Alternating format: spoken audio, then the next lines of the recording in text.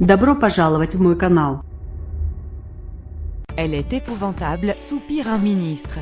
Il suffit de prononcer le nom de Ségolène Royal devant un membre du gouvernement pour que s'ouvre la boîte à baffes. L'ancienne ministre de l'écologie, omniprésente, les rend fous.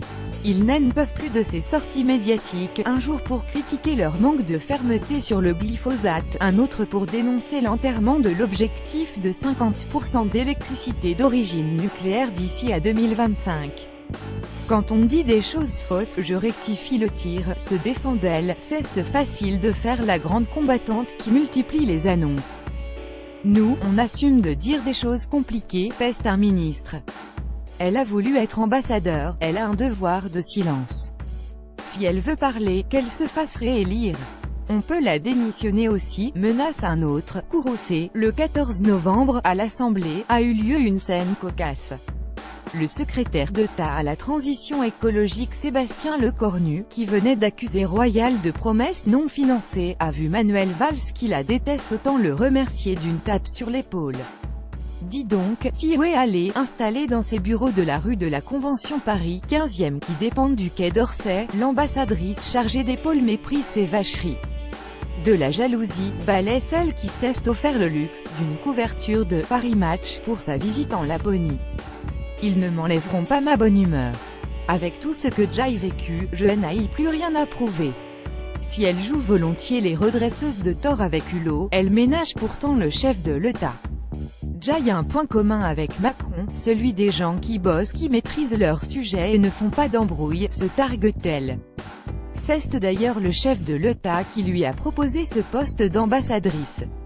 Parce qu'il sait très bien ce qu'une Ségolène en liberté peut faire, sourit un vieil ami de Royal.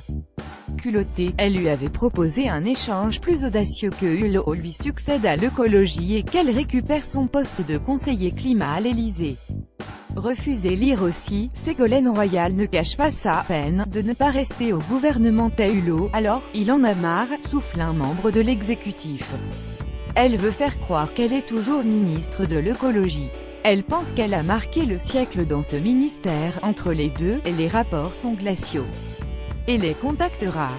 Il y a peu, un rendez-vous a été annulé. Hulot, c'est une danseuse, une diva. Il veut faire porter à Ségolène le chapeau de son propre échec. Entre eux, c'est je time et moi non plus, décrypte un royaliste, qui souligne que leur relation était déjà complexe sous le précédent quinquennat. C'était les caprices de Monsieur Hulot. On préférait gérer Borloo, confirme un ancien conseiller de François Hollande. Royal, pour sa part, n'apprécie guère que Hulot n'ait jamais un mot pour saluer son bilan. Conscient peut-être qu'il ne faut pas laisser la situation se dégrader, ce dernier lui a proposé une rencontre fin janvier, selon nos informations. Elle promet, pour sa part, de se montrer loyale. La preuve, on ne l'a pas entendu sur les 9 véhicules à moteur de Hulot, révélés par sa déclaration de patrimoine. J'aurais pu, taquine-t-elle, en digne mouche du coche. Lire aussi plus grand que Guyane, glyphosate, les reproches de Ségolène Royal à Nicolas Hulot lucide sur ses chances d'obtenir davantage, elle se fait à cette nouvelle vie, moins fastueuse. Ségolène Royal circule même en Uber un jour qu'elle attendait un VTC à la sortie d'un concert des Rolling Stones. Elle a vu passer l'éphémère ministre de l'Intérieur Bruno Le Roux dans sa berline avec chauffeur, privilège des ex-premiers flics de France. Elle en a ri. Pour la suite, on lui a prêté des vues sur Paris ou les européennes. Elle jure ne plus vouloir briguer d'élection.